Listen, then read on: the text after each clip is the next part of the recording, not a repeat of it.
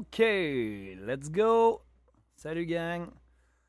OK, aujourd'hui, retour à la formule plus courte. Là. Je vous ai fait des 20 quelques minutes, ça n'a pas de bon sens. On va essayer de tenir ça plus court.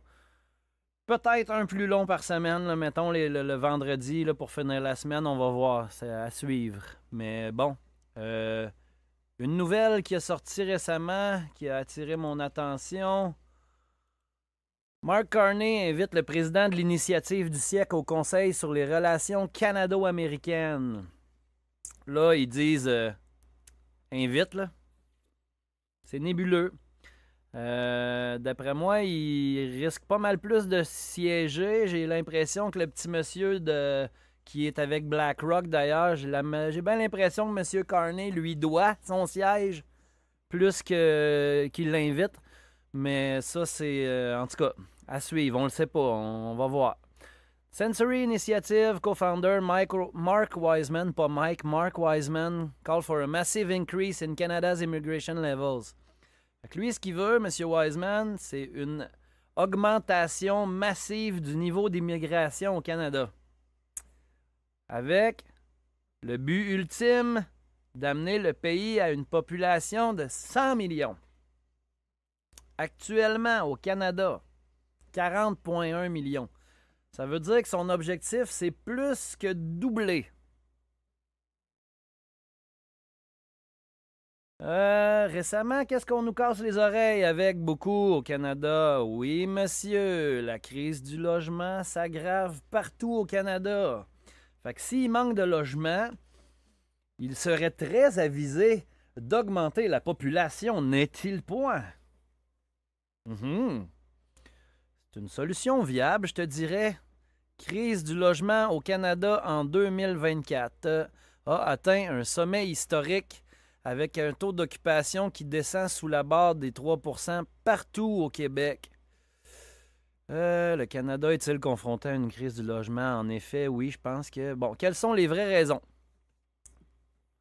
En cause, l'effet combiné de l'inflation, la hausse des taux d'intérêt et la difficulté croissante d'accès au crédit. L'inflation et la hausse des taux d'intérêt.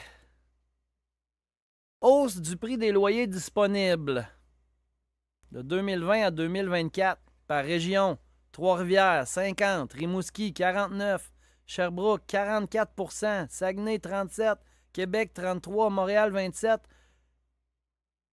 Toutes, presque toutes, à partir de Québec, tout le double de l'inflation. Fait que ça l'augmente plus rapidement que l'inflation, là. OK. Pourquoi la crise du logement s'aggrave-t-elle au Canada? La forte croissance de l'immigration fait en sorte que la crise du logement s'aggrave. Il serait donc très avisé d'augmenter l'immigration, n'est-il point?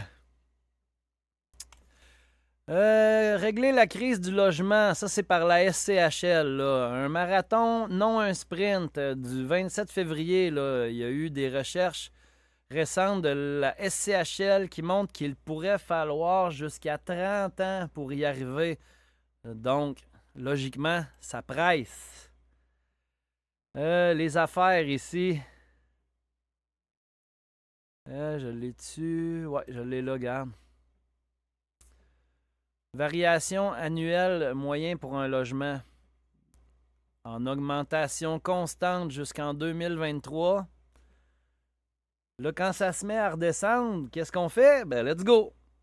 On rouvre la machine! En tout cas.